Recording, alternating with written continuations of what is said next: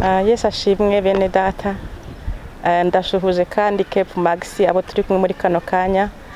Ndabashuhuje n'abandi bene data bari bubashe kudukurikira muri kano kanya. Ndabashuhuje mu izina ry'Umwami wacu Yesu Kristo.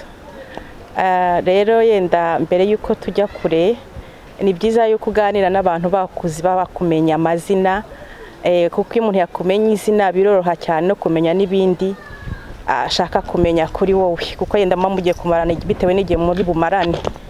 Rero amazina yanjye yenda abasanzwe banzi ku izina rya Christine Twagira Maria, cyangwa se n'abandi banzi ku izina rya Masouvenir. Umuntu wese anyita iryo ashatse bitewe nuko abishatse, kandi yose nayanjye kandi ndayakunda.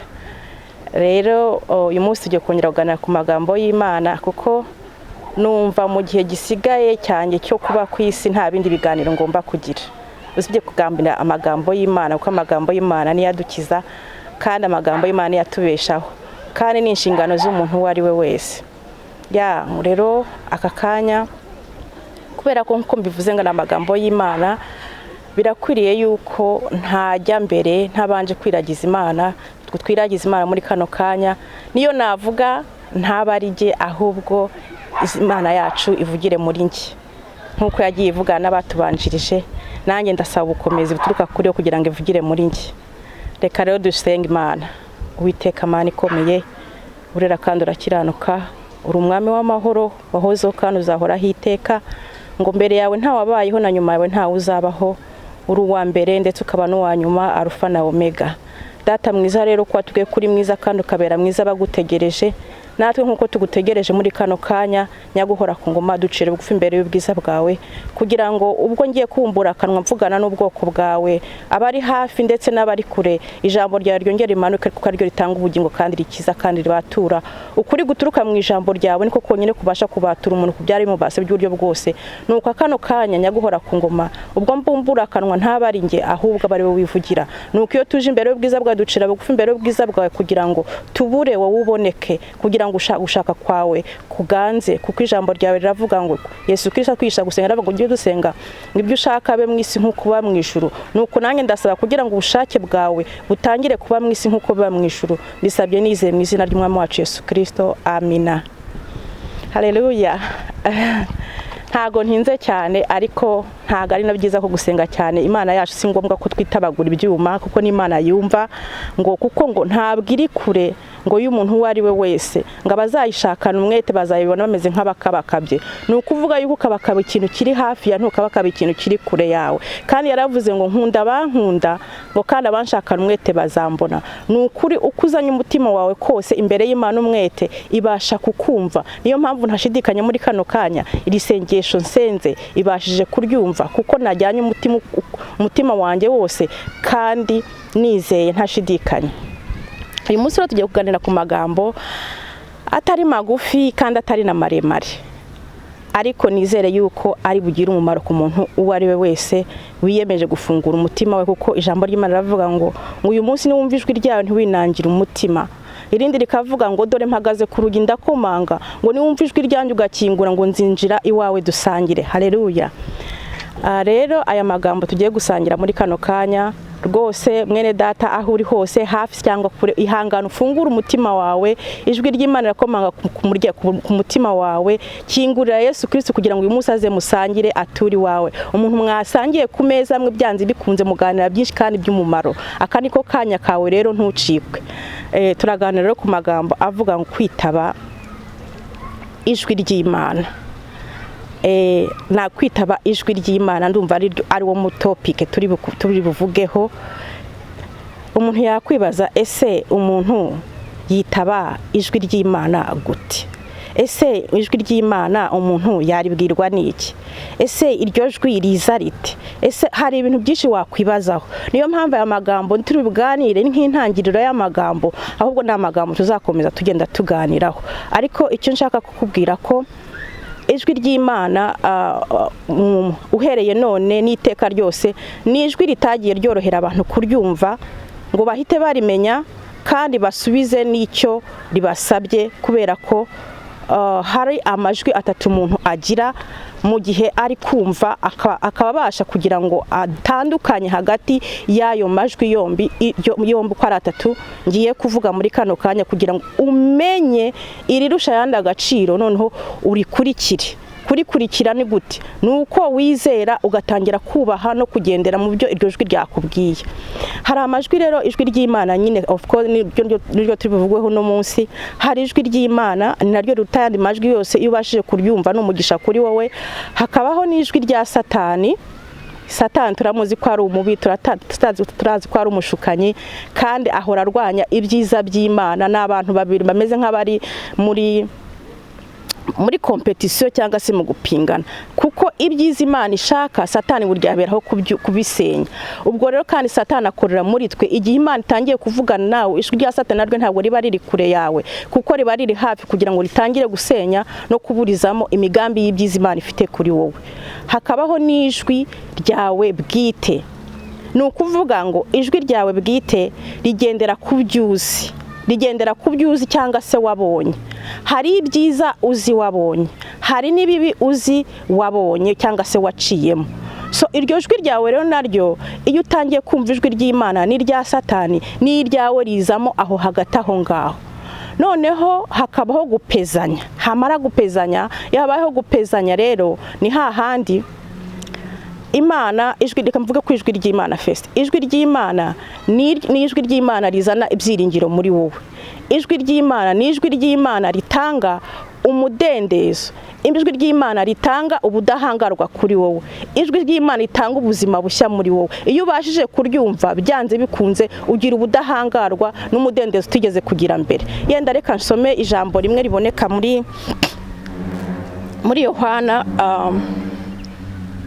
Yohana igice cya 10,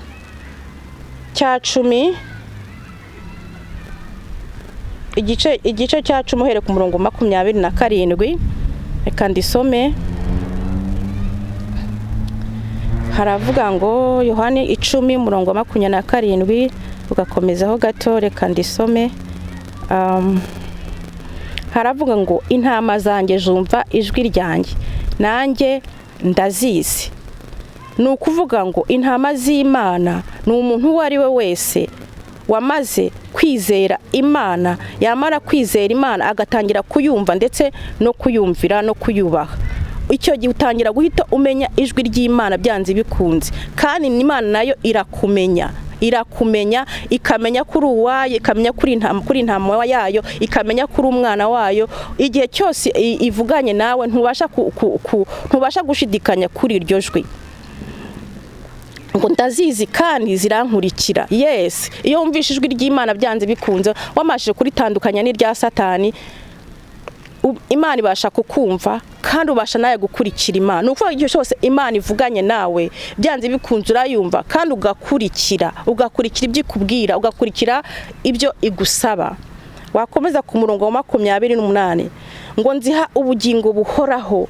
Kumva ijwi ry'Imana ritanga ubugingo buhoraho bw'iteka ryose. Igihe wabonaga wapfuye, igihe wabonaga hari ibyawe byapfuye, igihe wabonaga utacyongeye kubaho, ukimara kumva ijwi ry'Imana byanze bikunze utangira kugira ubugingo, ugira isezerano ry'ubugingo bw'iteka. Ibyo biva ku rukundo rw'Imana yacu nk'uko tubibona muri Yohana 3. Iryo nisoma abantu bose basanzwe bazi, rigaragaza urukundo Imana yadukunze ari rwo ruduhesha ubugingo bw'iteka. Ubugingo bw'iteka tubonera muri Yesu Kristo. Riravuga ngo kuko Imana yakunze abari mu isi cyane ngo byatumye itanga umwana we w'ikinege kugira umuntu wizera wese ahabwe ubugingo buhoraho.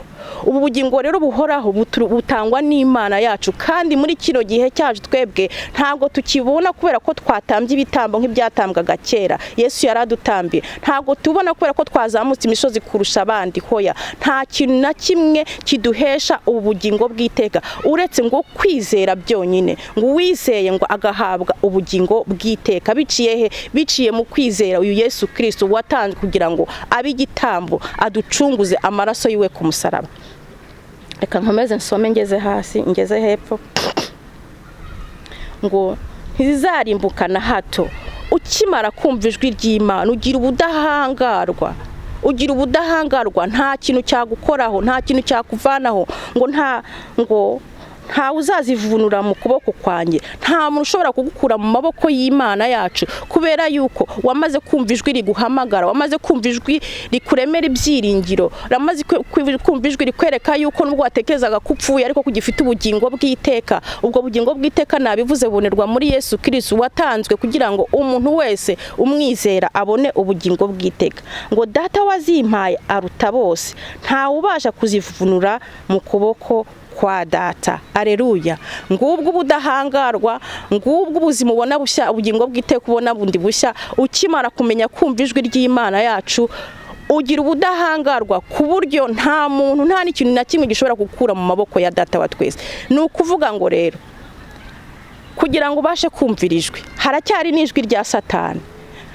Ntago ndi bujye muri deep cyane, ariko kubera ko ari nk'intangiriro byose tuzagenda tubyinjiramo neza, tumenye buryo ki ijwi rya Satani riza rije gusenya ibyiza by'Imana, rije gusenya ubudahangarwa wari ufite muri Kristo Yesu, rije kukwereka yuko nta bugingo bw'iteka ugifite, mbese rigutesha ibyiringiro wari wubakiyeho. Riza ryo riri negatifu, riza risenya ibyiza waruzi uteganyirijwe n'Imana yacu, kuko Imana yacu ivuga ngo ufite imigambi y'ibyiza kuri twebwe, ngo niyo kuturemera ibyiringiro by'ahazaza. Ijwi rya Satani ryo riza risenya ibyiringiro byacu by'ahazaza. Niba ibyiringiro byacu by'ahazaza bitubwira ngo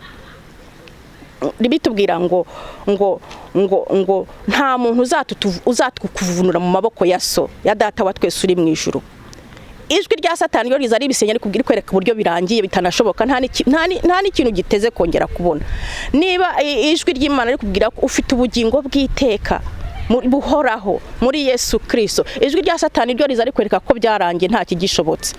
Ubwo noneho ijwi ryawe rya gatatu nashatse ko tuvugaho no munsi, koko rihita riza naryo rigafata umwanya aho hantu, rigatangira kwereka ariko se ubundi ntibigishobotse. Reba uko byagenze yesterday, reba ibyaha wivurugusemo, uri umusinzi, uri umusambanyi, uriba, reba ibintu byose bimaze kukubaho, utekereza yuko ubwo bugingo bw'iteka ukibuteze? Iryo ni ijwi ryari bikubwira, kuko hari ibyuzi waciyemo, hari ibyuzi wabonye, hari ibyuzi biri kukubaho uno munsi. Ni ukuvuga ngo rero Satani afatanya n'ijwi ryawe kurwanya rya jwi ry'Imana riri kukwereka, rikuzanira ibyiringiro, rikuzanira ubuzima bushya muri Kristo Yesu, riguha ubugingo bw'iteka, rikwereka yuko ufite ubudahangarwa, nta muntu ushobora kugukura mu maboko y'Imana yacu. Icyo gihe rero bisaba iki? Bisaba ko byanze bikunze hagomba haboneka ubuntu bw'Imana. Ubuntu bw'Imana uyu munsi nibwo bwonyine butubashisha kumva ijwi ry'Imana. Twamara kumva ijwi ry'Imana tugatangira kuryizera, tugatangira gukora ibijyanye no gushaka kw'Imana. So muri kino gihe cyacu tubasha kumva ijwi ry'Imana biciye ko twizeye Imana, tukemera Yesu Kristo nk'umukiza n'umucunguzi w'ubugingo bwacu, nuko agatangira gukora mu ruhande rwacu, atwereka inzira y'Imana, atwigisha kandi adusobanura. Kuko iyo umaze kumva ijwi ry'Imana byanze bikunze hari amasezerano hahererwa, hari ubuyobozi hahererwa, hari imbaraga hahererwa, hari ugira umuyoboro muremure cyane ukwereka inzira utangiye uburyo uzayigendamo. Nuko niba ufite amasezerano byanze bikuzajya bibuka ayo masezerano agutere gukomeza urugendo, kuko uzi neza ko wagusezeranyije, ikubwiye ko nta kintu kizagukura mu maboko ye, nta n'ikizahindura imigambi afite kuri wowe, uko afite imigambi y'ibyiza by'ahazaza kuri wowe. Haleluya. Iyo wamaze kwakira iryo jwi ry'Imana muri kino gihe cyacu biciye muri Yesu Kristo, kubw'imbaraga z'Imana n'ubuntu bw'Imana, urugendo rwawe rwose rugenda rufite umurongo ngenderwaho, kuko nkuko nabivuze ufite amasezerano, uba ufite ubuyobozi, uba ufite n'imbaraga zikuyobora. Ni ukuvuga yuko rero ubuzima bwawe buhinduka bushya biciye muri Kristo Yesu, ukajya ubasha neza kumva rya jwi ry'Imana ribasha kukuyobora. Reka ntange ingero mu bantu batubanjirije babashije kumva ijwi ry'Imana kandi bakarikurikiza kandi rikabayobora neza. Ndavuga kuri Aburahamu, sekuruza wacu, urufatiro rw'ibyiringiro byacu no kwizera kwacu uyu munsi. Imana yaramuhamagaye igihe yamuhamagaraga, ntago yari yarigeze ayimenya, nta nubwo yari ayizi. Hari agatekerezo kamwe nigeze kumva babwiriza bamwe bavuga ntago nabisomye, iki niyo ntaragisoma ngo cyangwa se ngihishurirwe, simba ngihagazeho neza 100% kuko byo ntago bibonerwa boneka muri Bibiliya. Ariko bamwe nibazenda ko ari abahanga babivuze, baravuze ngo mu gihugu cya Uriya Bakarudeya aho Aburahamu yakomokaga, wabisoma uhere mu itangira mu gice cya 12.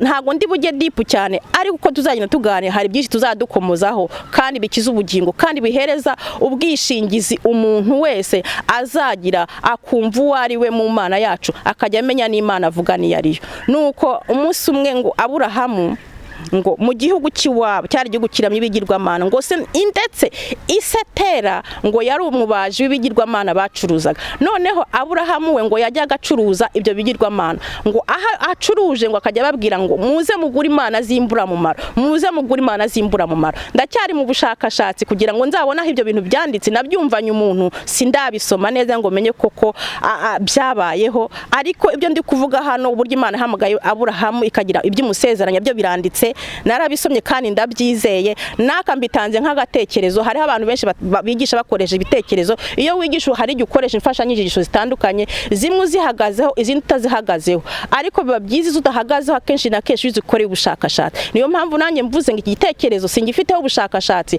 ariko uko nacyumvise nzagikoraho ubushakashatsi. Ni ukuvuga ngo Aburahamu yaracuruzaga ibigirwamana bya Setera, ariko ntago yizeraga ko ari Imana, kuko naho atarazi Imana yaratarahura nayo, ariko yarabireba akavuga ati ibintu si Imana, Imana zimbura mumaro. Agahamagara abantu ngo muze mugura imana zimbura mumaro. Nibaza ko ako kantu ariko Imana yahereyeho ijya kumuhamagara, kuko nyine yari yarabonye ko byanze bikunze hari indi mana zitari izo zimbura mumaro. Haleluya, izina ry'Imana yacu rihabwa icyubahiro. Aburahamu rero Imana yaramuhamagaye. Uyu munsi tumufite nk'umusekuruza wacu, uyu munsi tumufite nk'urufatiro rwo kwizera kwacu, uyu munsi tumufite nk'urufatiro rw'amasezerano yacu. Niba Imana yaramubwiye ngo amahanga yose azaguhererwaho umugisha, uyu munsi tugenda tubona imigisha biturutse kuri Aburahamu wumvise ijwi ry'Imana, yamara kumva ijwi ry'Imana akagambirira kurikurikira, kuryizera no kurikurikira. Imana rero yahereye aho imuha amasezerano menshi, kandi ayo masezerano yagize ate yagiye asohora. Haleluya. Ndatanga urundi rugero. Natanga urugero rwa Moses. Moses nawe Imana yamuhamagaye mu gice cya 3.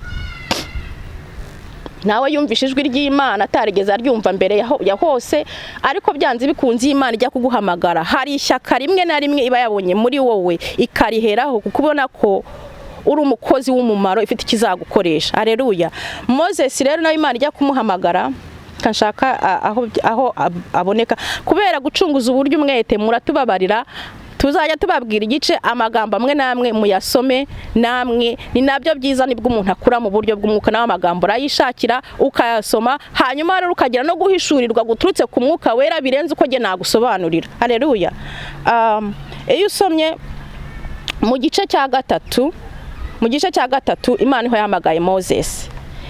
Imana ihamagara Moses byagenze biti. Moses yari umuyisirayeli, ariko warerewe mu gihugu cya Egiputa, kuko yarererwa mu muryango w'umwami w'ibwami kwa Farawo. Biturutse ko igihe cyageze Abisirayeli ngo baragwira muri Egiputa, none havuka itegeko ry'uko bagomba kwica abana bose bavutse b'abahungu. Ariko se nyina wa Moses yabaye intwari cyane, agambirira guhisha Moses, nawe n'imbaraga z'Imana zamuhishire ko Mose azaba umuntu ukomeye, nuko imugira ubwenge bwo kubaho akato. Moses atorwa n'umukobwa wa Farawo, arererwa kwa Farawo. Noneho Moses uburyo yarerewe kwa Farawo ntago yigeze ahindurwa n'iby'ibwami, yakomeje indangagaciro ziwe bwite n'aho akomoka. Natwe hano tugomba kukigira ikintu, ugomba gukomeza indangagaciro z'uwuriwe n'aho ukomoka hariho, kugira ngo mu gihe gikwiriye aho ukomoka muri indangagaciro zizagirira akamaro abandi. Moses indangagaciro zari ziri muri zo kumenya ko ari umuyisirayeli, zamuteye kubabazwa no kubona uburyo Abisirayeli barenganiraga mu Egiputa.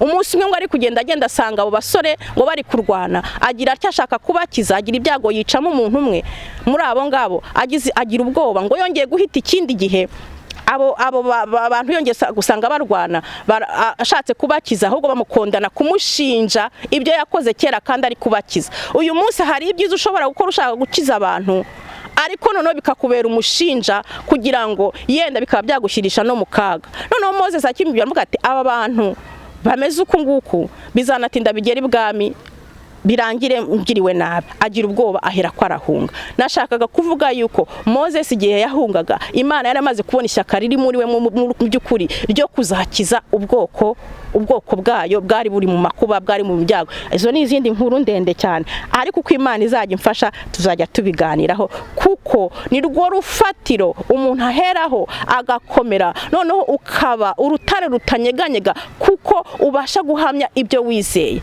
Ngo ijambo ry'Imana rivuga ngo mwitegure guha igisubizo umuntu wese uzababaza ibyo kwizera kwanyu. Ntabwo ushobora guhamya ibyo kwizera kwawe utabizi. Uyu munsi ndahangaha kugira ngo mpamye ibyo kwizera kwanjye maze kumenya, kandi nizera ko nzanakomeza no guhishurirwa. Uyu munsi ndahangaha rero kugira ngo dufatanyirize hamwe kureba uburyo ki ijwi ry'Imana iyo rigeze ku muntu byanze bikunze hari akantu Imana iba yamaze kubona muri uwo muntu, n'ubwo bwose twega hari igihe twibona tudashoboye, ariko hari ikimana ihera ikabona ko ushoboye kandi izagushoboza. Aleluya. Moses Imana rero yasanze Mose iramuhamagara ishaka kumutuma kuri Farawo. Ntago ndi buyasoma ayo magambo, aleluya, ariko ushaka kuyasoma agenda asome igice cya gatatu cyitangiriro, igice cya gatatu cyo kuva, igice cya gatatu. Reka ntababeshya please, aya magambo ntago ari ayanjye, simba nshaka kuvuga ibintu uko bitari, kuko ijambo ry'Imana ravuga ngo hagowe nguzongera kuri aya magambo cyangwa se akayagabanya. So niyo mpamvu niba ushaka gusoma izi nkuru za Mose zuko yahamagawe, urasoma mu gice cya gatatu cyo mu kuva. Imana ihamagara Moses, yamwiyerekeye mu gihuru cyaka umuriro, imubwira uwuriwe, imubwira na misiyo imuhaye yo kugenda kugira ngo abwire Farawo arekure ubwoko bwayo. Of course Moses yagiriwe ubuntu bwo kubasha kumva ijwi ry'Imana. Ubuntu natwe turacyabugirirwa uno munsi ukabasha kumva ijwi ry'Imana, ariko noneho ijwi ry'Imana wamara kuryumva ukagira excuses. Wamara kugira excuse biterwa n'iki? Biterwa nuko hari rya jwi ryawe navuze, hakaba n'ijwi rya Satani. Ijwi rya Satani riza burigeri ari negatifu, riza risenya, riza rica intege, riza rikwereka yuko bidashoboka, riza rikwereka ko udashoboye, riza rikwereka yuko ibyawe byarangiye nta nicyo wakora, nta nicyo umaze. Aleluya. Moses nawe rero yatangiye agira excuses, wabwira Imana ati sinzi no kuvuga, simbishoboye, nabigenzane, ntago mbishoboye, sinzi kuvuga, mbese yagize excuse abwira Imana. Natwe uyu munsi hari ubasha umara igihe kinini cyane ushaka buryo ki wabasha kwereka Imana yuko niba wanayumvise ariko ibyo iri kukubwira ko utabishoboye. Bene data, niba nicaye ahangaha mvuga ibi ngibi, excuse cyangwa se experience z'ubuzima umuntu aba yaracayemo mbere yuko abasha kwemera ijwi ry'Imana agatangira kuyoborwa naryo, akagendera mu bushake bwayo kandi akaryizera, ni ibintu bisaba bwa buntu bw'Imana nababwiye. So nanjye kugira ngo mbashe uyu munsi kuba mpagaze ahangaha, nagize experience zinyereka yuko hari ijwi ry'Imana numvise, ariko hakaba n'ijwi ryanjye bigendana na experience z'ubuzima bwanjye naciye n'ubuzima bwanjye bwite. So igihe kizagera yenda umuntu wese amenye ubuzima bwanjye bwite, ariko nanjye nagira excuse. Nanjye nari nzi mfite nk'izo Moses yaravuze sinzi kuvuga, yagize n'ubwo aravuga ati reka da, abantu ntibazanyizera, Farawo ntazanyumva, ese ndi igiki? Ariko Imana nkuko nabivuze, iyo iguhamagaye nusoma hariya urahasanga amasezerano Imana yahaye Moses. Moses ntiyashidikanyije kuko mu masezerano Imana yamuhaye harimo inkomezi, harimo n'ubuyobozi. Natwe uyu munsi iyo ubashije kumva ijwi ry'Imana, Imana ntibabazwa nuko wayeretse kudashoboye. Imana ahubwo ishaka ko tuyereka ko tudashoboye kugira ngo ibari idushoboza. Niyo iduhereza imbaraga ishoboza ngo niyo ikomeza ngo abatentebutse, niyo isubizamo intege mu bugingo bwacu. Nukuvuga ngo rero niba mu gihe cyose aho kugira ngo ube ikigaba ku ijwi ry'Imana wamaze kumva, ahubwo erekana intege nke zawe. Mu ntege nke zawe ni Imana izagukomereza. Noneho step by step uko umuntu abyara umwana ukamwigisha tuntu twose, Imana iyo yemeye kumva ijwi ryayo itangira kugenda nawe kwigisha umunsi ku munsi, ikuyobora hangaha, ikubona utanye ikongera ikakugarura, ikubona itanye ikongera ikakugarura. Nkunze gutanga urugero cyane, ngewe maze igihe kitari gitoya nkorana n'abana batoya, ariko mpigira ibintu byinshi cyane bishobora kumfasha bikanyereka y'uburyo ki Imana yacu natwe ituyobora nk'abo bana. sibyo. Nuko iyo umaze kumva ijwi ry'Imana, umwana burya mutoya yizera umurezi uwo ari we, waba uri nyina utaburi nyina, ariko ukwizera aba afite kuba kuri wowe. Niyo mpamvu kwizera aba afite kuba kuri wowe, yumvira ibyo umubwiye byose. Nubwo hagira igihe akaza kamere ya kimuntu Satani nyine uhora tuyobya, ariko byanze bikunze 100% muri we aba afite icyizere cyane cyawo umurera. So urugero narutanze mvuze giye uri korana n'abana mu gihe kinini cyane. Yes, ndabatoza, ndabarera nkabayobora. Igihe kiragera kugira ngo maze kwizera ku rugero mbona bagejejeho, kimwe nuko Imana iyi tureze ikagira urugero tugezamo, iratwizera ikatwohereza ngo tugende, bitavuze ko ituretse ibonye ko tubishoboye byose twabaye ibyigenge cyangwa se tugeze ku rugero rwa 100%, ahubwo ari ukugira ngo ikomeze idukomereze mu rugendo turimo kugendamo, kuko twumviye kandi ifite n'ibyo yatwigishije. So umwana muto rero uko mbatoza, uko mbarera, igihe kijya kigera natanga nk'urugero. Iyo bakiri bato ubatwara muri bino byuma by'abazungu za prem, mu Rwanda ntazo twagiraga ariko turazifite. Iyo bakiri bato bashyira muri prem ukabasunika nyine. Noneho mu rwego rwo kuba training, iyo batangiye gukura baramaze kumenya kugenda, umwana umushyira hasi ukamwereka uko bambuka umuhanda 1, 2, 3, noneho ukamubwira n'impamvu mbere yuko yambuka umuhanda atagomba kugenda yirukanka, ukamwigisha kureba iburyo, ukamwigisha kureba n'ibumoso kugira ngo amenye ko umuhanda ari clear abashe gutambuka. Mu gihe atarabasha kubimenya neza, umwigisha yuko atagomba kwambuka umuhanda utamufasha akaboko. So nukuvuga ngo ndeba ukuntu bubahiriza instruction zanjye, bikantera nanjye igihe cyose Imana impaye amabwiriza yo kugenderaho, kuyubaha, kubera ko nibyo bimpesha kugera ku rundi rugero nkwiriye kugeraho. Umwana muto iyo mubwiye ngo turambuka umuhanda, mbere yuko wambuka umuhanda ndabareka bakagenda ahantu hose hari safe, ariko kumwe nababwiye ngo mbere yuko wambuka umuhanda ugomba guhagarara nkagufata akaboko tukabona gutambuka.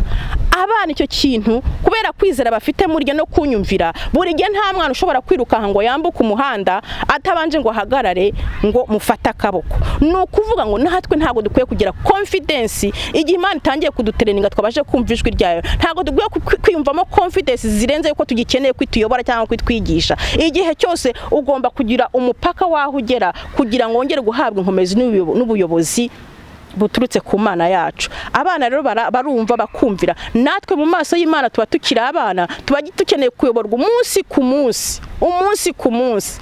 Amabwiriza aturuka ku Mana atugeraho umunsi ku munsi. Nta gihe umuntu azageramo ngo arenga amabwiriza y'Imana. Hoya tukiri muri ubuzima, Imana ibagomba kutuyobora. Niyo mpamvu hagomba kubaho kuba maso kugira ngo utaza kubura kutumva ryajwi ry'Imana cyangwa se ngo uryirengagize. Sibyo? Moses rero Imana imuhamagaye, excuse ziwe Imana amubwiye ko yamuhaye amasezerano, imaze kumuha amasezerano, arizera. Natwe uyu munsi ni wumva ijwi ry'Imana, nugirirwa ubuntu bwo kumva ijwi ry'Imana biciye muri Yesu Kristo. Kwizera Yesu Kristo nibyo biduhesha imbaraga, nizo biduhesha ubushobozi, nibyo biduhesha kunesha, nibyo biduhesha gukomera, nibyo biduhesha kwitwa abana b'Imana ngo twigire ku birenge bya Data wa twese. Ijambo ry'Imana avuga ngo ko bamwizeye bose ngo yabahaye ubushobozi bwo kwitwa iki abana b'Imana. Nukuvuga ngo ukizera Yesu Kristo nk'umukiza n'umucunguzi w'ubugingo bwawe, uhinduka umwana w'Imana. Niba ubaye umwana w'Imana, uratangira processes zo kwigira ku birenge bya so, ku birenge bya nkuko umwana agira ku birenge bya se na nyina hano muri ubu buzima. Nawe ukimara kwizera Yesu Kristo ujya kwigira ku birenge bya Data twese kugira ngo kwigishe umunsi ku munsi, day by day. Sometimes tuzadishiramo n'icyongereza. So ubwo rero Moses yabigenje uko Imana yamubwiye, agenda gukura ubwoko bwayo. Ubwo nari nabivuze kuri Moses kugira ngo twumva abantu Imana agiye hamagara bakumva ijwi ryabo, kandi amasezerano yabahaye Imana higeze iyatatirita yashohoje. Ubuyobozi Imana yabahaye bakabyumvira, ukagenda buryo ki umunsi ku munsi uko Imana yacatse yakubwirije kugenda. Ntago Imana yigeze ibareka, kuko hari isezerano ryayo ngo ntabwo ngo ntago izakureka, ntago izakuvaho. Nukuvuga yuko nta nubwo izaduhana, nabo ntago yigeze ibahana. Nukuvuga ngo iyo wumvishe ijwi ry'Imana byanze bikunze, ukabasha kuritandukana n'aya majwi navuze, ijwi ryawe bwite, ibyuzi waciyemo byiza cyangwa se ibibi, ijwi rya Satani riza rikwereka yuko bitagishobotse, ariko imigambi y'Imana ntiyigeze ihinduka. Imana ikomeje imirimo yayo kugira ngo isohoze imigambi y'ibyo yagambiriye kera. Ibyo yagambiriye kera nuko ubwami bwayo buza bugatura mu isi. Nicyo yashakaga ko ubwami bwayo buze, ibintu bikoreke mu isi nkuko bikoreka mu ijuru. Ibyo bintu bishobora gukoreka rero mu gihe abantu bahindutse. Imana rero mu gihe kugira ngo igende ikomeza gusohoza amasezerano y'ibyo yasezeranyije kera y'ibyiza, ngo yo kurema ibyiringiro by'ahazaza, agiye irema amasezerano ku bantu, ndetse yaremeye n'isezerano umuntu witwa Adamu. Yaremeye isezerano umuntu witwa Adamu. Iyo usomye mu Itangiriro igice cya 3 ku murongo wa 15, Adamu yari amaze gukurwa mu murima wa Edeni kubera gucumura, kutumvira Imana, ariko Imana iramukurikira imuremera isezerano. Reka ayo magambo nyasome. Ni amagambo meza cyane agaragaza, aduhereza kugira ibyiringiro by'uko byagenda kose. Uko umugambi w'Imana ushobora kurogwa mu bugingo bwawe, nta kintu gishobora kuhindura, ahubwo Imana izakomeza gukora imirimo mu buzima bwawe kugira ngo isohoze umugambi yari ifite mbere na mbere y'uko ikurema. Haleluya. Reka dusome amagambo y'ibyiringiro Imana yahaye gucungurwa kwacu kubakiyeho uno munsi. Ayo magambo yayahaye Adamu ubwo yamugendereraga mu murima wa Edeni nyuma yo gucumura. Baravuye mu murima wa Edeni, Imana yaje kumushakira mubura. Ibyo reka ne kubitindaho ibyo ngibyo, reka mvuge isezerano Imana yahaye Adamu. Ariko bene data, mwihangane nimumbona, igihe cyose mumbonye nje mujye mumenya ko nje kuvuga iby'Imana, kandi iby'Imana si ibyanye, ariko uko mba naje mba ngomba kubabwira ibyo naje mfite uwo munsi byose. Reka rero turebe mu Itangiriro 3:15. 3:15. Dukoresha tekinoloji akenshi na kenshi, ntabwo tukigendana za Bibiliya printed copy, tuba tuzifite muri telefone, bikatworohera cyane na cyane iyo ushaka kwihuta nk'uku nguku. Itangiriro 3:15 haravuga ngo nzashyira urwango hagati yawe n'uyu mugore no hagati y'urubyaro rwawe n'urwe, ruzagukomeretsa umutwe, nawe azarukomeretsa agatsitsina. Kandi Uwiteka Imana ibwira uwo mugore iti kukugwiza nzakugwiza cyane. Ibisimba bijyamo byinshi cyane, ariko icyo nshaka kuvuga ni iki.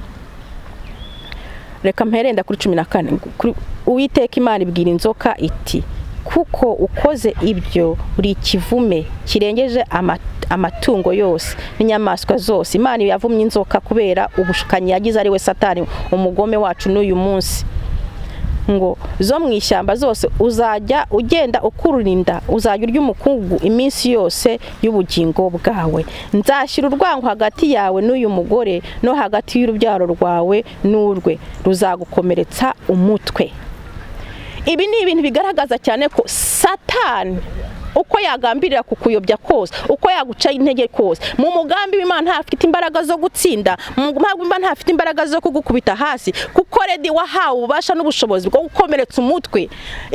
Yesu Kristo amagambo ya Yesu Kristo aravuga ngo ndabahaye ububasha bwo gukandagira inzoka na scorpion. Ni ukuvuga ngo byanze bikunze mu mugambi w'Imana uko wageragezwa kose, Satani ntago afite ububasha bwo, nta mbaraga nazicyaha afite zo kugukubita hasi, kuko redi Adamu na Eva nubwo bari baracu Imana bahaye isezerano ko nubwo byabayeho, ariko Satani nta mbaraga zabagiraho, kuko ahubwo urubyaro rwabo ruzabasha gukomeretsa umutwe w'inzoka. Ubyo byashushanyaga gucungurwa kwacu, ibyo byashushanyaga gutabarwa kwacu, ibyo byashushanyaga kiza kacu, byashushanyaga Yesu Kristo uzaza mu isi akabasha kumenagura Satana, umutwe wa Satani, agakuraho icyaha n'ingaruka zacyo. Ubwo tugatangira kuba mu buzima bwejejwe dutunganyirijwemo, ubwo tugeze ku kwitwa abakiranutsi b'Imana. Imagine nawe wari uwo gupfa, wari wirukanwa aho wagombaga kuba, ariko wakwirukana gusanze naho wagiye guhaye isezerano. Uyu munsi tura mu masezerano yasohoye, kuko Imana yadusezeranyije Yesu Kristo uzaza agakandagira Satani, natwe akaduha imbaraga n'ububasha n'ubushobozi byo kumukandagira tukamumena umutwe. Haleluya. Ntuterwe ubwoba n'ibyo uno munsi biri gucamo ugatekereza yuko byagukubise hasi, ntibishoboka. Mu mugambi w'Imana ntibirimo. Mu mugambi w'Imana ikirimo nuko uzakandagira umutwe wa Satani ukawujanjagura,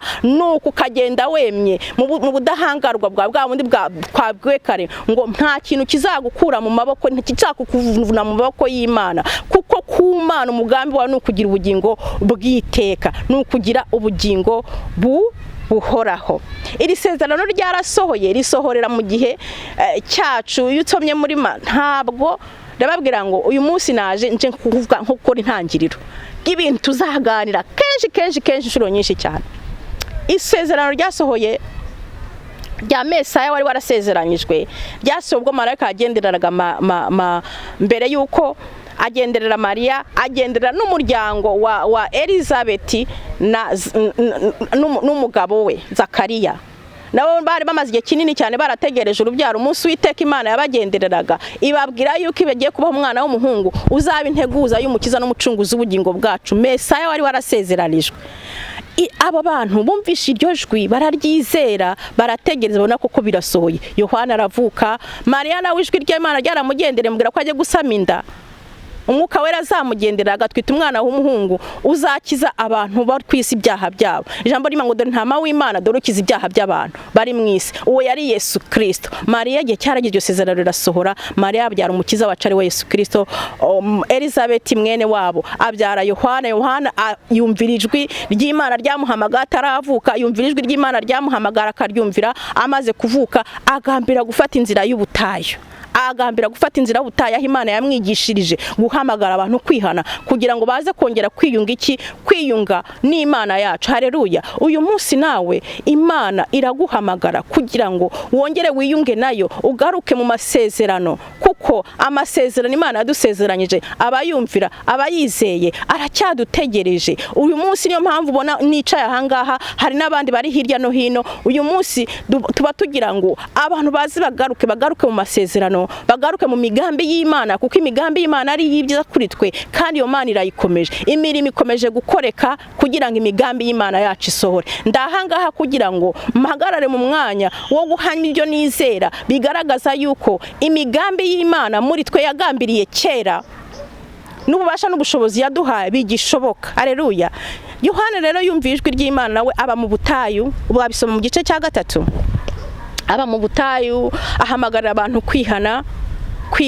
Ibyo tuzabyigaho, tuzabigeraho. Twihane n'iki? Kwihana bibihana gute? Tuzabyiga tubigereho, kuko nta wundi muryango ukwinjiza kwaso, nta wundi muryango uguhesha umushyikirano n'umubyeyi wawe cyangwa n'inshuti yawe igihe hari ikintu kibi wakoze, igihe hari ikintu kitagenda neza hagati yawe nawe, nuko wihana. Natwe tugira umushyikirano wacu ukagaruka gakondo z'ibyacu, amasezerano, imirimo igatangira gukorekera muri twe. Iyo mirimo ituyobora igira ngo idusohoze ku migambi Imana yari ifite kuri twe itarigeze ihinduka. Bene data, ubuzima bwacu bwa buri munsi, utitaye ku byo uri guhura nabyo uno munsi, utitaye ku bikubabaje, utitaye ku ntambara ugucamo, utitaye ku bintu byose tubona muri ino si bitagenda neza, ibuka yuko hari umugambi Imana yari ifite ikurema, kandi uwo mugambi ntago wigeze uhinduka.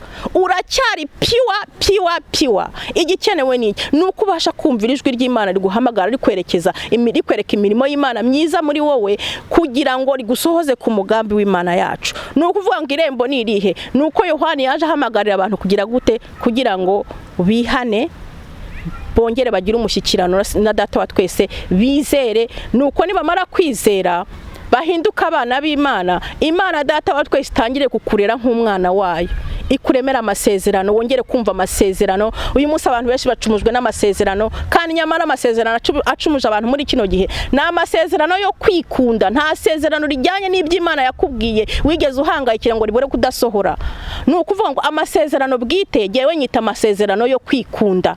Niba ukirira amasezerano ngo yo gutunga imodoka, ukaburira amasezerano yo kujya i Burayi, ukaburira amasezerano ngo yo gutunga amafaranga menshi n'amazu, ngo ukaba umuntu ukomeye cyane, ayo ni amasezerano yo kwikunda. Kubera yuko niba utaragira ngo uvuga ati isezerano ry'Imana nirihe kuri nge, rigomba gusohora muri nge. Isezerano ry'Imana kuri nge nuko ngomba kugira ubugingo bw'iteka nasezeranijwe, nkaba mfite ubudahangarwa bw'uko nta muntu ushobora kunkura mu maboko ya Data wa twese. Niba ndi mu maboko ya Data se nzahaburira iki? Amazu nzayatunga, amamodoka nzayabona, izo ndege burira bajya i Burayi uzazurira, kuko data wa twese ntacyo abuze. Yoboka inzira ikugana kukonesha ku mugambi wa data wa twese, nta kintu na kimwe uzahaburira. Ureke gucumuzwa n'akamanyu k'umutsima. Hari umuririmbyi yaravuze ngo bacumuzwa n'akamanyu k'umutsima, undi nawe araririmba ngo gukizwa nabi bitera umwaku. Yes, iyo uje kwa Yesu Kristo kuko wumvise ko hari amasezerano, ariko ayo masezerano akaba ari amasezerano y'irari ryawe cyangwa se yo kwikunda, udashingiye kubanza gushaka kumenya iby'Imana yagusezeranyije kandi ufiteho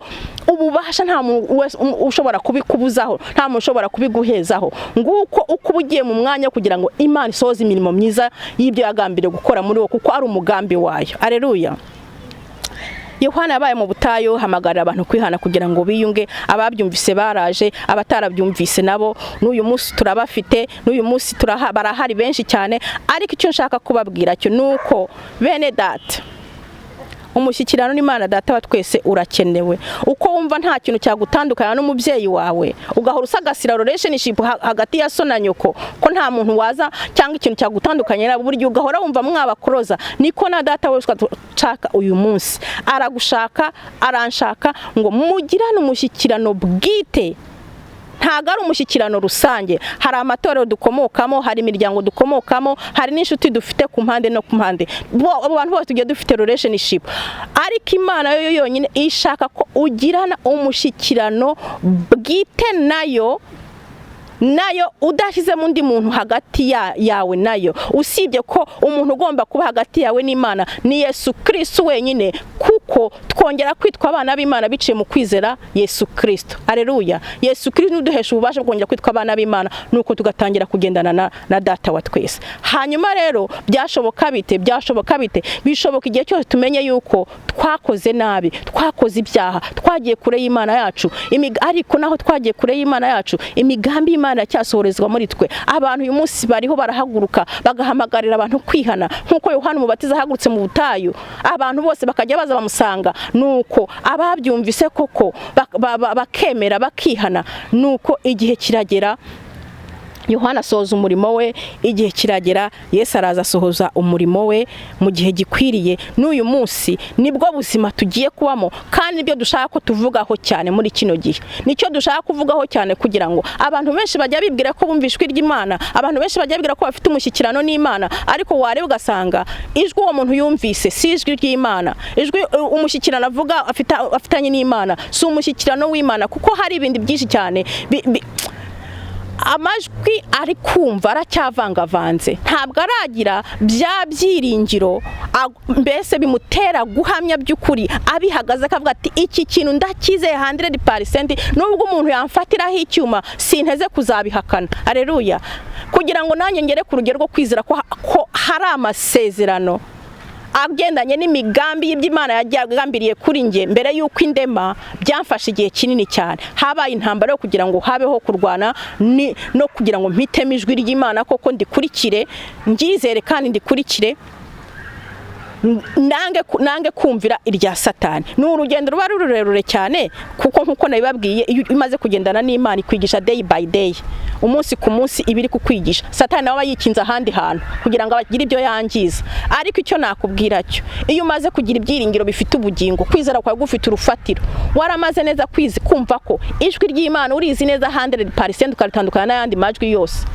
Bisaba ki? Kuba maso kugira ngo hanze hari urusaku rw'ibintu byinshi cyane tuzagenda tubibona. Hari urusaku rw'ibintu byinshi cyane byagutera kumisinga ijwi ry'Imana kandi riri kuvugana nawe. Ni ukuvuga ngo bisaba kugira izindi nkomezi muri wowe zizagufasha kugira ngo ukomere. Ibyo tuzabibona noneho nayo majwi yandi yaza, ukaba ufite imbaraga zibasha kuyaburizamo, kuko ngo twahawe imbaraga mubasha n'ubushobozi bwo gukandagira inzoka na scorpion. Ni isezerano ryo kumenagura umutwe wa Satani, kujanjagura umutwe wa Satani. Niba izo mbaraga ziri muri wowe, byanze bikunze zizakurwanya ariko ntizizakunesha. Aleluya. Satani ngo numurwanyi ariko si umunesha, kandi ngo ajya yiyangaja mu rugamba azi neza ko atazatsinda. Turabibona buri munsi.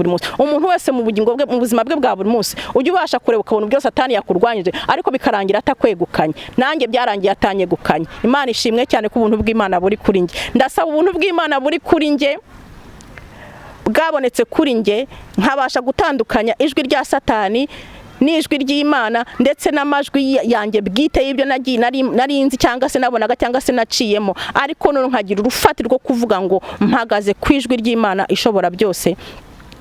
Mbashije kumenya uwo ndiwe, tubasha kumenya abo turi bo, kuko ngo niba ngo abamwizeye bose bahawe ubushobozi bwo kwitwa abana b'Imana. Ayo ni amagambo tusoma muri Yohana igice cya 1 umurongo wa 12. Uhinduka umwana w'Imana ukagira ubudahangarwa. Niba uri umwana w'umwami byanze bikunze, hari hadahangarwa ufite umuntu wese atabasha kugukoraho. Hari uburinzi buri kuri wowe, nta kintu gishobora kugukoraho hatabanje gutanga ingabo ngo n'igihumbi zipfe ku bwawe. Ayo ni amasezerano dufite. Imana izatanga n'ingabo igihumbi zipfe ku bwacu, ngo nta ntwaro ngo bizakorerwa kuturwanya, ngo ntago bizashoboka kuko turi abana b'Imana. Haleluya. Ndasaba ngo uyu munsi ubashe kumenya ryo jwi ry'Imana, guhereza ubu budahangarwa bwo kwitwa umwana w'Imana, warangiza ukagendera mu muyoboro mwiza wo gusohoza imigambi y'Imana ku bugingo bwawe bw'ibyo yagambiriye kera itarakurema. Ndasaba kugira ngo umenye uriwe, ugire identity nkuko nari mbivuze, inkomoko yawe y'uriwe igutere kugira ubudahangarwa no kugira confidence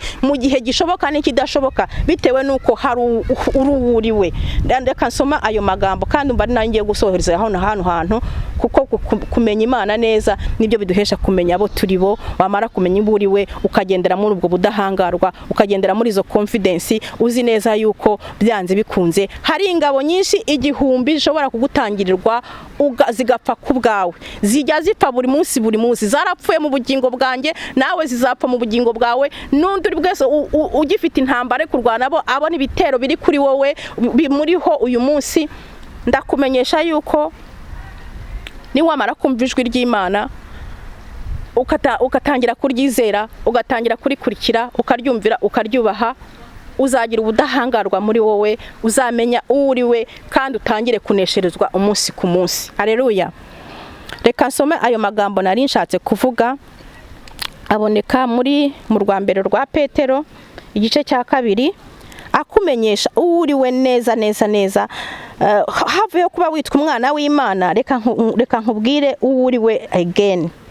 Havuye kuba witwa umwana w'Imana, uracyari umuntu ukomeye, uracyari umuntu w'igiciro, uracyari umuntu utari kera njyaga bavuga ngo cyenyege, uracyari umuntu utari cyenyege. Ubu none baravuga ngo umuntu wa fake. Nago uri umuntu wa fake mu maso y'Imana. Iyo wamaze kumva ijwi ry'Imana uhinduka umuntu ukomeye, ukagendana ububasha n'ubushobozi, ukagendera muri confidence, ukagendera mu mudendezo, kuko wamenye uriwe. Aya ni amagambo nshaka cyane kuyumva uyu munsi nawe ugakomezwa nayo, kandi akaguhereza kumenya neza ko byanze bikunze mu maso y'Imana uri umuntu w'igiciro kinini cyane. Haleluya. Ayo magambo yanditse mu rwa mbere rwa Petero, aravuga ngo ariko mwebweho muri ubwoko bwatoranijwe, abatambyi b'ubwami, ubwoko bwatoranijwe. Wumvise uri uno munsi, ubwoko bwatoranijwe, uri umuntu watoranijwe. Ntabwo ukiri mu ruvangavange rw'ibintu bitatoranijwe. Gutoranya, ndeka mbaho urugero, iwacu hajyaga haba igihe cyo kujya guhinga, bagatoranya ngo ibishyimbo by'imbuto. Nibwo ntabikoze igihe kinini cyane ngo mbe mbizi neza byose, ariko nabona uko babigenza. Ibishyimbo ngo by'imbuto barabijonjoraga, bagatoramo ibyiza bizera imbuto, kuko bitazagenda ngo kiborere mu butaka cye kutazamuka.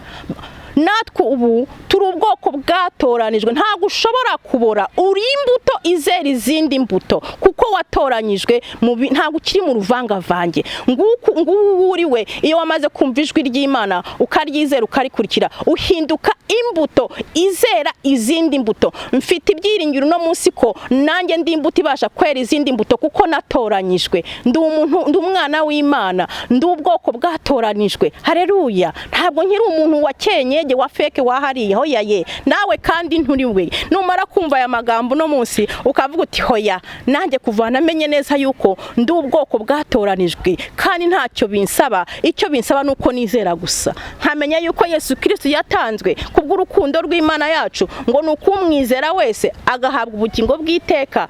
Nawe uyu munsi ubasha guhabwa ubugingo bw'iteka. Nawe uyu munsi ubasha kwitwa intama y'Imana, ukumva ijwi ry'Imana nayo ikakumva, kandi ikaguhereza ubudahangarwa bw'uko nta muntu n'umwe uzakuvuvunura mu maboko ya so data wa twese. Haleluya. Mwumve nanone ngo abatambyi b'ubwami, ishyanga ryera n'abantu Imana yaronse. Haleluya. mu rugo kwa data turi abatambyi, ntabwo uri umuja, nta nubwo uri n'umugaragu, uri umutambyi w'ubwami. Ni ukuvuga kuri igikomangoma kwa so, ufite inshingano ziri za high class. Ntuzongere kwisuzugura uno munsi, niwumvira aya magambo uno munsi uhita utahana identity yawe nshyashya, uyigenderemo kandi uyihagararemo. Ikongera kavuga ngo kugira ngo mwamamaze ishimwe ry'yabahamagaye ibakura mu mwijima ikabageza mu mucyo wayo w'itangaza. Ngo kera ntimwari ubwoko, ariko noneho muri ubwoko bw'Imana. Kera ntimwari muri akababarirwa, ariko noneho mwarababariwe. Bene data, ntabwo twari ubwoko, ariko twaje ku bwoko ko twatoranijwe. Biciye hehe? Twakuriweho kuba ubwoko ubw'icyaha cyazaga mu isi, kizanywe na Satani wabashije gutuma Adamu na Eva batumvira data wa twese. Ariko none twaje kongera kuba ubwoko biciye muri data wa twese wazanye Yesu Kristo, kugira ngo tumwizere, twongere duhunduke ubwoko kandi tubabarirwe. Bene data, turabahamagarwa uno munsi kwiyunga n'Imana yacu biciye mu kubabarirwa iki? Kubabarirwa ibyaha. Ni iki kindi iki? Ibyaha n'ingaruka zabyo, ibyo tuzabireba neza. Icyaha ni iki? Ingaruka zacyo ni izihe? Icyaha ni ikintu cyose ukora kitajyanye n'ubushake bw'Imana. Ingaruka zacyo ni iki? Ni ibihe bikomeye turi muno munsi. Turarwara, turapfa, turapfusha, turasonza, turasitaragoringa. Ariko noneho iyo umaze kumenya uwuriwe ukagendera mu masezerano ya data wa twese, ibi byose ntibiba bikikugeraho, kuko uri mu bundi budahangarwa. Bene data rero, ntago ndi butinde mu magambo, gusa icyo nshaka yuko kandi nifuza kandi igihe cyose kinezeza nuko abantu bamenya abaribo. Menya identity yawe, menya uwuriwe. Umva ijwi ry'Imana riguhamagara, kuko riraguhamagarira ibyiza. Ayandi majwi yose ari aha hanze nayo kukuyobya, nayo kugucanganyikisha, nayo kukwereka ko bitagishobotse, ariko ku Mana ivuga biko bishobotse, nayo kukwereka ko utakibabariwe, ariko Imana ikubwira ati nakubabariye, ndakubabariye biciye muri Yesu Kristo. Izere gusa mwene data. Reka ngereza ahangaha, ariko munyitege, kuko niba navuze ngo aya ni amagambo akwiriye kubwirwa amahanga yose, aya ni amagambo kubwirizwa umuntu uwo ari we wese, nzaza inshuro nyinshi kuko bitanteye isoni. Ntago binteye isoni, kuko ngo niba ijambo ry'Imana rivuga ngo ubutumwa bwiza ngo ntibunkoze isoni, ngo kuko ari imbaraga ihesha uwizera wese gukizwa. Haleluya. Ni ukuvuga ngo muri Yesu Kristo twarakijijwe, muri Yesu Kristo tuba dufitemo ubudahangarwa no gushira amanga yo kugira ngo duhamye neza ubu butumwa bwiza, kugira ngo umuntu wese ubwumva warubaswa baturwe, kugira ngo umuntu wese wumvaga agiye gupfa abashe gukira, abarwayi bakire, ibirema bikire, impumyi zihumuke. Ibintu byose bya situation yose urimo, Imana yubashe kumva ijwi ry'Imana riraza, ibintu byose rikongera rikabigarura mu mwanya wabyo, rikongera rikarema bundi bushya, kuko ryongera rikarema ubugingo buhoraho noneho butari bwa bundi bwangijwe na Satani, ahubwo rikremera ubugingo bw'iteka biciye he muri Yesu Kristo. Ndumva nabasabira cyane yuko muri Yesu Kristo dufite ubugingo bw'iteka, muri Yesu Kristo turi abana b'Imana, muri Yesu Kristo turi abatambyi. Kandi hari n'ijambo rivuga ngo niba ufite umushinja mu ruhande rwawe, hari ibyo wakoze kera Satani ajya bikwereka, nanjye ndabigira umunsi umwe nzabibabwira, sibyo? Nanjye ndabigira, Satani ajya bikwereka, ariko nabikwereka abantu nibaguciraho urubanza, abantu bajya bafata igihe cyo gufata igihe cyawe cya kera batazi igihe ugezemo no munsi.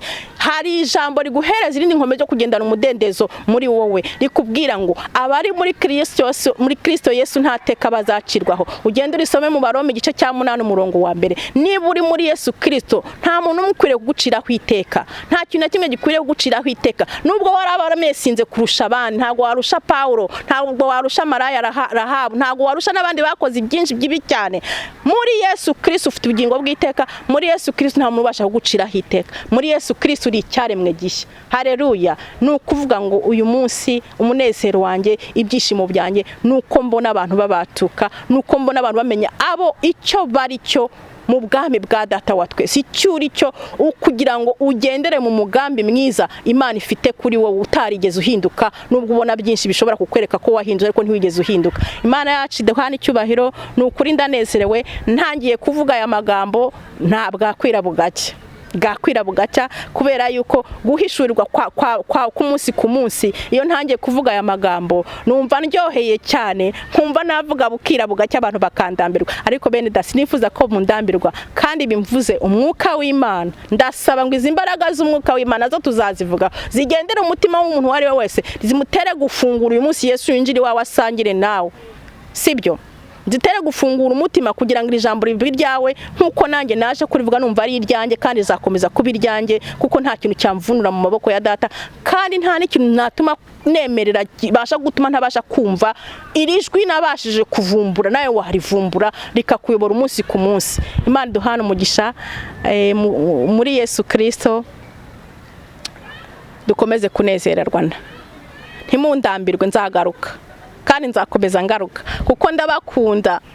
Yesu Kristo yaravuze ngo mukundane nibwo muzamenya ko muri abigishwa banjye. Iyo abantu bamaze kwizera Yesu Kristo, nta kindi kigomba kubaranga n'urukundo.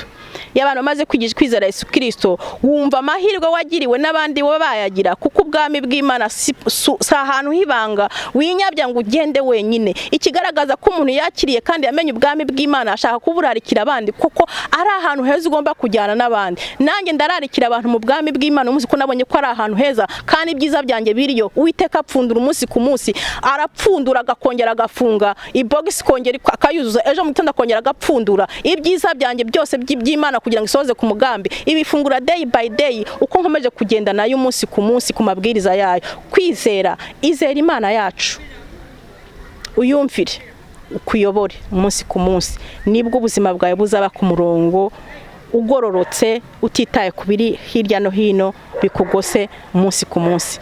Murakoze, Imana yacu ibahe umugisha.